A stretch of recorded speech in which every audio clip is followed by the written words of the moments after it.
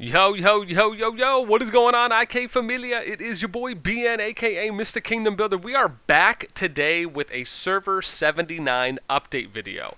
Now, it has been a little while since we've just posted kind of an updated state of affairs.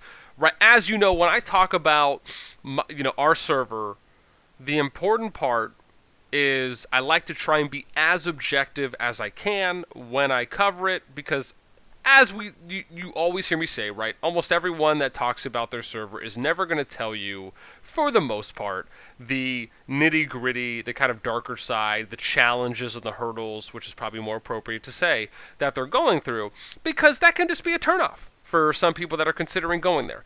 I, on the other hand, at least for myself, like to try and cover those things in somewhat of a neutral way, right? The one above and beyond all other things is that with 79, even with the hurdles and some of the challenges, albeit them being minor, are happening, it still does not take away from the structure and from the unification that the server has in place.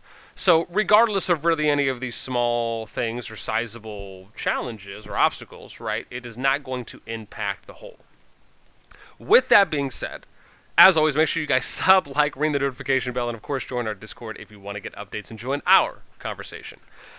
Okay, let us start off with how are just things going in general when it comes to migration. So, migration for 79 opened on October 31st, right? This was about 8 days ago. Since that time, we have gotten, I want to say it's getting close, probably by tomorrow, I want to say by this week, we should be getting close to about 200 new players. And that should be probably by the middle of this week. So I would estimate somewhere around day 10, day 11, since migration opened, we are nearing about 200 players within the server. From there, it has really been just awesome, in short, to see how things have been playing out. Mainly because there's just been so much interest, in short, with where we are now and kind of where things started out in when it came to migration opening. The initial interest that we were getting from quite a few groups and still are, along with individual players. I know right now we have another group of about 25 to 30 that is expected to be coming in probably over the next week or two. I know there's another big group that we're speaking to. I want to say they're around 40 to 50. They could be coming within the next 3 weeks or so. And then we just kind of have individuals trickling in here or there. The wild thing, and this is a small thing I'll note before we kind of move on to the next point, is we've done almost bare minimum recruiting and marketing, at least from my standards, what I'm used to doing. And, even though I think the YouTube has helped out a lot, when it comes to, areas like Discord, in-game, Reddit, any other kind of, mediums you can find, those areas have been very minimal just because we just haven't had a lot of time to expand to those sources of recruiting compared to what we've done so far. So the amount of just general interest has been awesome to see. And, thankfully, for the most part, everyone that has come to 79 so far, we've either had a chance to talk to directly, whether that be myself or through another, where it's speaking with the group leads or the individual players, especially for those that are over a mil plus, because it does require us to open our migration cap. And what I will mention here on the migration cap portion, right, is that in 79, we do it a little different. And this is something I strongly recommend other servers doing as well, which is that when you open up your migration, right, one of the things we do here, and Emma's already been doing a fantastic job of this so far, is when we open up our migration cap, we will only open it up to the current limit of where you're at, right? And we only do it for about 20 to 30, maybe honestly like 10 to 20 seconds is the hope for what we do. And so as an example, if you're someone who's 1.3 mil, we're not going to open it to 2 mil or no limit. We'll just open it to 1.5. But you have to be online talking with the king in real time, or queen in this case, so that way you can coordinate migrating. So you need to be essentially ready, already have the server selected on the server global server list, and you need to have that screen pulled up where, and I'll show you, I'll give you an example here. So like, let's say you want to come, you'd go here and you would pull this screen up. So that way the moment that we open the cap, we will tell you the cap is open, you click relocate, then you go confirm, and then you're in, and then we adjust the cap. One of the cool things about the migration cap is that you can adjust this in real time. There is no delay from what we have experienced thus far. You can change it. They can then click relocate. They come in. We've had some people come in within 5 seconds after we've opened the cap, and then we immediately lower it, confirm, and we're good to go. This minimizes one, any potential other players that could come in during that time. And then two, let's say even if you're getting, tricked or something, right? You only open it for a brief amount of time, right? You can, it makes it very difficult to do something like that if that person that you're communicating with in real time, is going off of when you say you're going to open the cap, right? That's another thing too as well, right? When they tell you they're ready, you have to be the one to initiate. Do not let them be the ones to initiate. That could be a potentially red flag.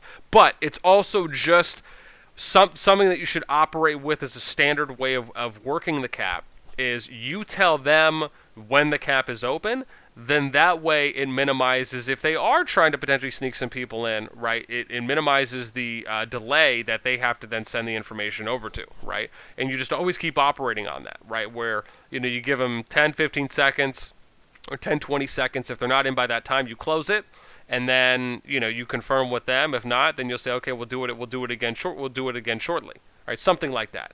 And again, I think so far, right, if you combine that along with having those full conversations early where you need to inform everyone of what your server is about, how things are actually done there, and you give them a good introduction, that is one of the most important things. And preferably speaking with them in voice. One of the things I take the lead on as the migration lead for 79 is I will reach out and want to have a conversation with anyone who's over a mil, and then any groups, and even if any individual players that apply want to talk as well, right? Making yourself available for these things is vitally important if you want to ensure that your server is going to be healthy, and especially if you want it to last long, and then minimize the chances of rogue players coming in.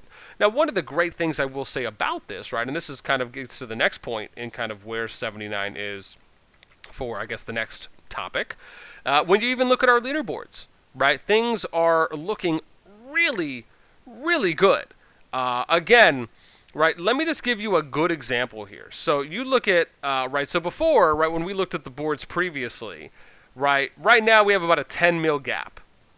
This is going to be shortly changing where Fasty's going to boost up. They'll probably get to 43, and then it's going to be about an 8 mil gap. Right, the gap before that we had was nearing, I want to say, about 15, 20 mil at one point. So we've been doing a fantastic job, along with finally getting to a point where we were able to push our 6th Fallen Family Alliance right into the top 6, which is awesome to see, right? And KGBF has been, with Rianko, a shout out to them. They've just been doing a great job about wanting to be more involved, right? They're excited for when KVK comes up. We're happy for that. DRS and E4, even though we'd love for them to merge, I think that would solve some of the activity challenges there. Thankfully, they're still active. They're still engaging. That's nice to see. So we kind of have a nice top 9 with more of a stabilized top 7. But thankfully, right, the focus has always been on when migrators come in. For those of you who have heard me talk about this, right, the way that we do it in 79 is very different than probably how other servers do it. Our focus has always been on truly balancing out power. And there's 3 stages you can do this in. One stage is you can do it when you get into a server from day 1, and you put a cap on the number 1 alliance, whomever the number 1 alliance is. You say, look, the number 1 alliance cannot recruit or cannot invite someone or accept someone into their alliance that's over 50k or 100k power, right? You can do it progressively where you kind of or you scale it appropriately based on the time of the server.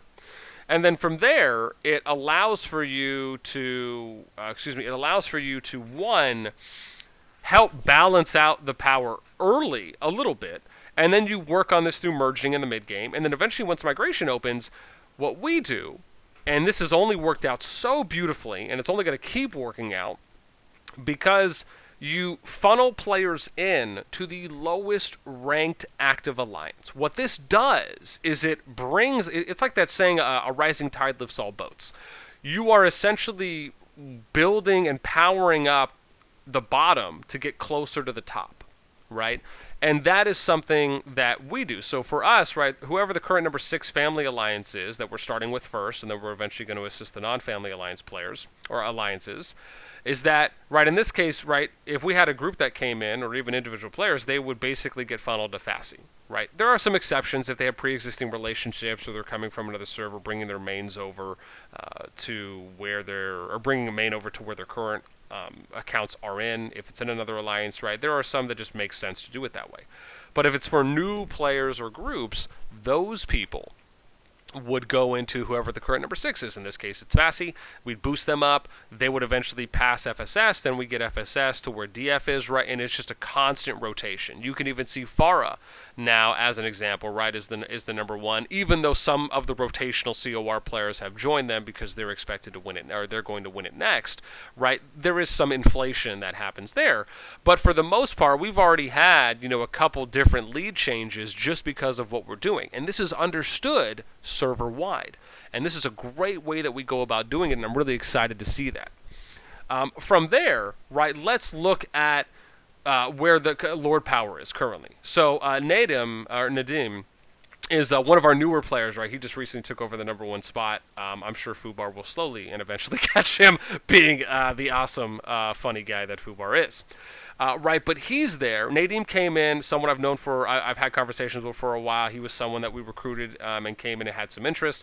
Right, now he's joined, right, you just have more players now. Now we have strongest troop power, right, Flock was a guy that came in, again, along with Nadim, Kono, right, some of these new players here that had jumped in wanting to be a part of 79, right, really happy to have them here. And it looks like it's going to hopefully be a really good fit as well. Now, one of the cool things that, one of the other things I want to share, right, is kind of where we're at when it comes to Lord Honor, right? So you can see some of these people like the OUs, the Bornhalds, Flock, right? These are all players that had high honor totals coming in, or where they were and coming in, right? Thankfully, having conversations with these players, you can look at this and maybe think to yourself, well, hey, boss, aren't you guys worried about some of these players coming in who have high honor numbers, and maybe they want to keep those numbers up?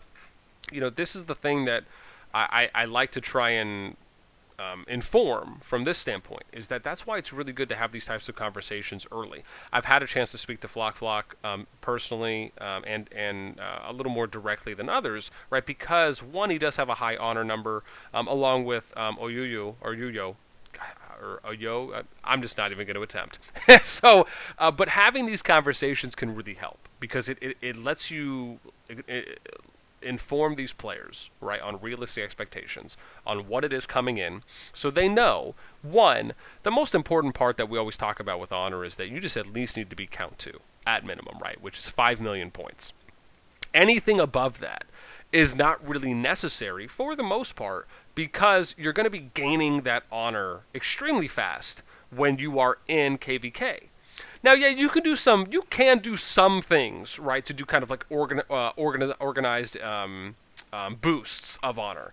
But those things, thankfully, are solutions and scenarios we have figured out. And it is one of the things that, at least when they come in, it's not absolutely necessary.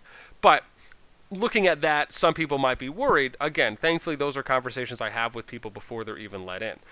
Again, given Flock, right, is now kind of the number 1 troop power, I'm sure Fupar will be slowly working his way up to reclaim those titles. But with that being said, one of the other things I want to touch on real quick, outside of just how great I think everything is going, right, is kind of talking about some of the challenges and the hurdles, right? So I want to talk about 2 things that have happened so far.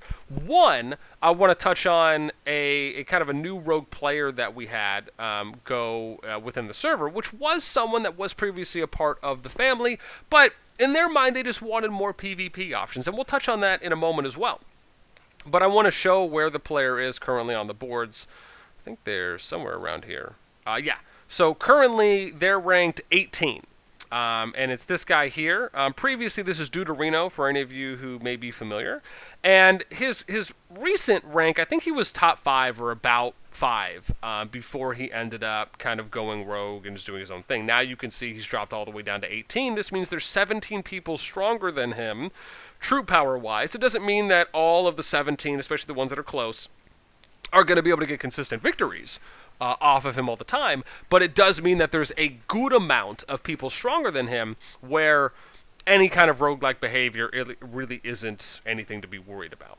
And thankfully, I also at this time do want to give a big shout out to a lot of our players, right? Whether that's Pong, Yu, Arson, Tiny, Jaime, Bornhold, Riku, Muhammad Ali, Oikus Gruns, Zen, Kalaratari, Yoshi, even though he's been silent for a little bit, the new guy here, new Asian Bigfoot, Kono, Nadim, and Fubar, right? Again, a lot of our players within the top 17 for True Power have just been constantly targeting new guy, or dude, I should say, pretty much 24/7, almost around the clock. And so it is one of those things where when you have that support, it's very easy to address higher level rogue players when you have a group of individuals who, one, right, they really believe in what the server's about, what the project's about, and they're willing to go and do something about it in a unified way. And that actually boosts a lot of motivation. It boosts morale amongst the other top players because they see that there's multiple top players that are addressing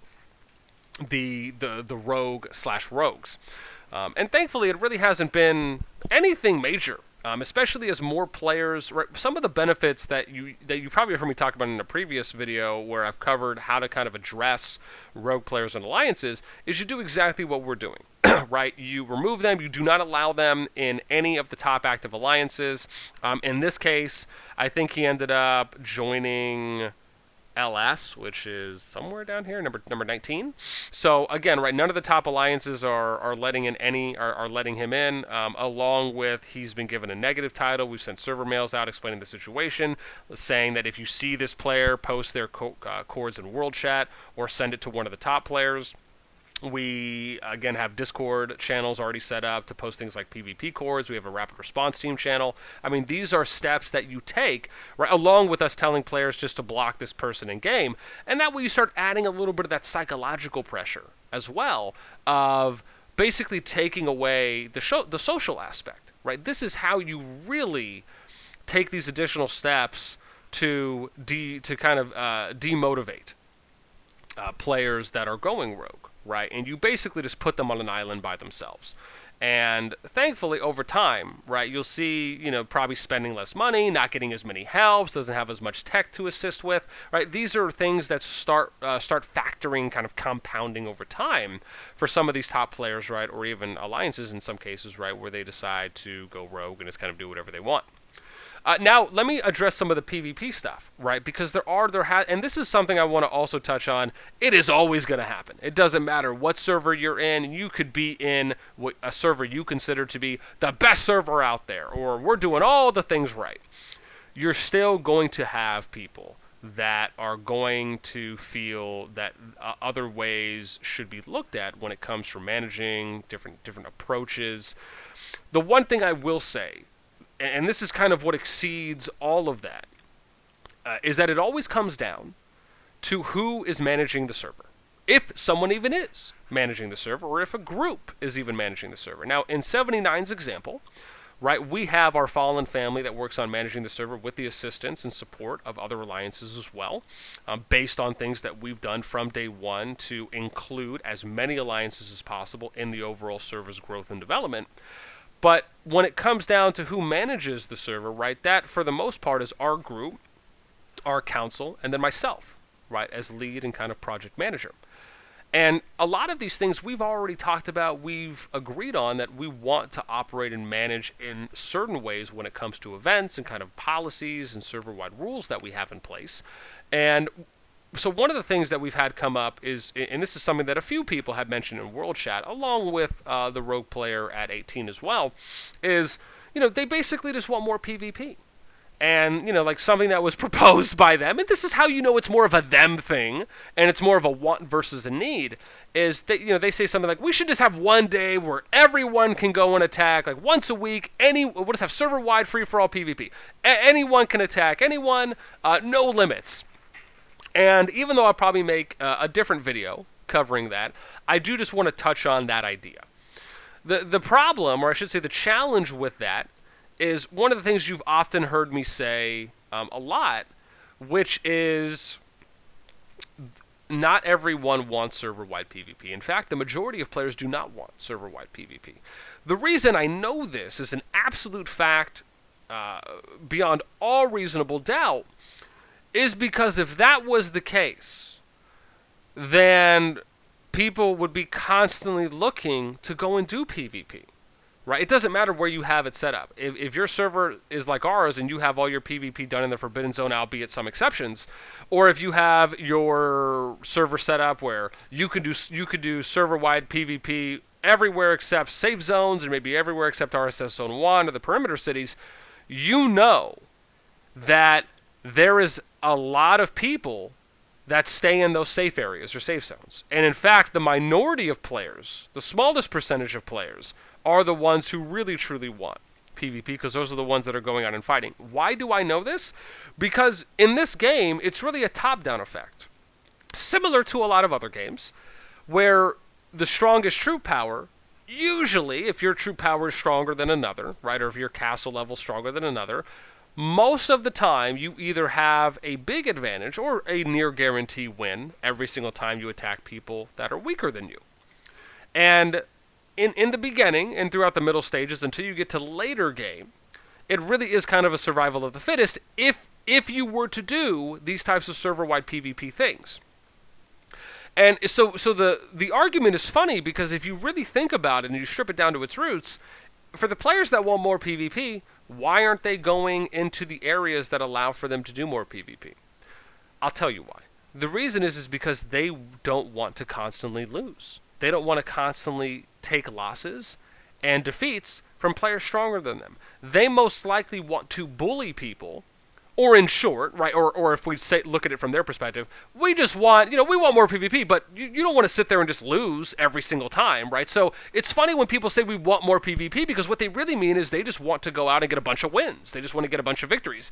No one's going to sit there and tell you that, oh, you want more PvP. So if you ask them, oh, so you're okay with constantly getting attacked and losing all the time and getting picked on from people stronger than you, I highly doubt they're gonna be like, yeah, that's what I want. Oh gosh, thank you for letting me know. No, they're not gonna say that. And so this is it's all a mindset, right? On really what do people want when they say that. It's so easy. And I'm sure a lot of you probably see that in servers you play in. You probably have players or a group of people that tell you, we want more PvP, let's open the map up. But when you start asking them what they really want, when you start giving them these examples of things that are happening, right, where they're not the ones bullying the weaker, but they're actually now the ones being bullied, their entire narrative shifts, right? If you tell them, yeah, we'll open up server-wide PvP, but all the big people are going to target you, then do you think they want more server-wide PvP? Of course not. They wouldn't want that. It's ridiculous. So right, it's funny to me because I like to always try and be someone who looks at as many different perspectives as I can, and then try to engage in what I feel would be just a healthy conversation, which is an informative conversation, where we ask these questions and we look at it from both sides, and not just from the side that's asking for more PvP. And again, I'll probably touch on this in a deeper video, but I did just want to talk about it because it was something that came up in Server 79. And it usually is something that is brought up from players that just do not have a lot of experience or knowledge in these types of games, and or they have not played in servers long enough to see how doing server-wide PvP affects servers. Right, and a great example that you often hear me talk about is Server 5, right? Server 5 within the first 8 beta servers, that was how they were being promoted, right? That's how that's even the title that a lot of people from there promoted the server as, right? It said, hey, if you want war, you just want to do nothing but PvP, come to Server 5 and have fun. If you look at Server 5 now, almost all but one and a half alliances, as far as with general activity that has been there consistently, have left, either stopped playing or have migrated out. And that is just something that the history, right? Understanding the history of things and these trends is very important so you can learn from your predecessors, learn from history on what has happened, learn from other consistencies on servers that have the same exact things going on, right? I could point to 5 or 6 servers that have server-wide PvP or just no rules at all and how they're dying out and losing activity. Nobody wants to play in a barely active server or in a quote-unquote dead server, right? It doesn't matter if you're the biggest whale. You don't want to play by yourself, right? We play these games, and hopefully a good part of it, for the social engagement and to enjoy our time spending with others. At least that's what we do in 79, and I know a lot of other servers do that as well. That is fun for people. Even our big players, the quote-unquote whales, they talk and socialize a lot. And that is something they enjoy doing as much as others. So anyways, that kind of covers our S79 State of Affairs update video and kind of where we're at. I am really excited. I cannot wait for when we can eventually jump into KVK. Man, our group, man, is very well prepared. We've been doing it since day one. I am really excited to see how we perform in KVK as we've already started preparing, and we'll further keep building on those things as well. It's going to be exciting to see how the matchups go, especially just because we're getting a lot of influx of players. Man, I can't wait until I do another top 25 servers. I'm hoping 79 can maybe squeeze its way in there as 25 or maybe between 20 and 25, because, man, it is really getting exciting to see how 79 is shaping up. I cannot be prouder of the group that we have here, the players that have come in, the people that really, really believe in the vision and where 79 is headed as looking to be that flagship server in Infinity Kingdom, to show people how you can do things in a progressive way, how you can really organize and unify a server in one way as well that can really benefit all the players that are here for the right reasons. With that being said, that pretty much is it for me. If you're someone who's interested in coming to 79, the last thing I'll leave you with is you can look at the pinned comment or in the description. Again, you can fill out our migration application. You can contact me if you're a player, if you're a group. There are no limits as far as the power levels that can come in, even though we currently have limits that are set, as you heard me talk about in the beginning of the video. Feel free, right? I'm always available if you want to text, you want to voice. And with all of that being said, that's it for me, fam. I am out. Until next time, we will catch y'all later.